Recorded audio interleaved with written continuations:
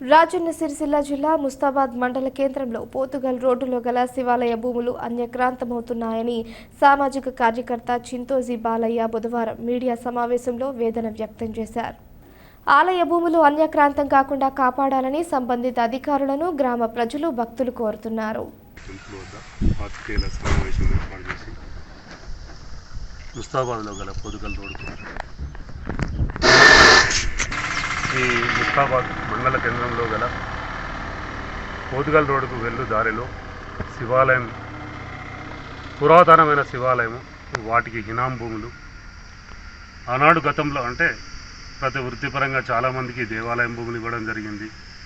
బైన్ల హౌస్ల కట్ల కమ్మరి వడ్ల ఇలాంటి వాళ్ళకు కూడా భూములు ఇవ్వడం జరిగింది. అలాంటి భూములే ఇది 1133, 34, 35. బట్ ఇంకొకటి 2 నెంబర్లు ఉన్నట్లుంటాయి.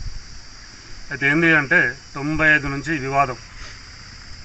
ఈ జంగం చంద్రమౌళి, రామక్క, సుగుణాబాయ్ బట్ మరికొందరు వాళ్ళకు అనుకూలంగా వాళ్ళ పేరు మీద అప్పుడు ప్రభుత్వాలు పట్టాలు మార్పిడి చేయడం, వాళ్ళ పేరు మీద ఉండడం, తర్వాత కొందరు వాళ్ళు ధూపదీప నైవేద్యం చేస్తలేరని, ఆ దేవాలయం అభివృద్ధి చెందుతలేదని కోర్టుల చుట్టూ అధికారుల చుట్టూ ఈ తిరగడం చేయడం, కేసులు వేయడం, ఈ భూములు అమ్మడం ప్రారంభించింది. అమ్మడం కరెక్ట్ కాదు, అమ్మద్దు కదా అని చెప్పి వివాదాలు వస్తాయి, గొడవలు, పోలీస్ స్టేషన్లు, కేసులు, కోర్టుల వరకు వెళ్ళి అందులో ఇన్వాల్వ్మెంటు తాళ నారాయణ రెడ్డి, గౌరయ్య, సుంచు రాజయ్య, మట్ట రమణారెడ్డి వీళ్ళందరూ జరిగింది.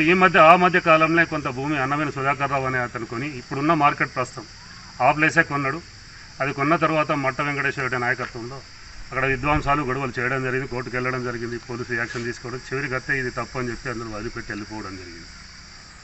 ఈ 95-2000 సంవత్సరం వరకు ఎండోమెంట్ డిపార్ట్మెంట్ ఇన్వాల్వ్ అయింది.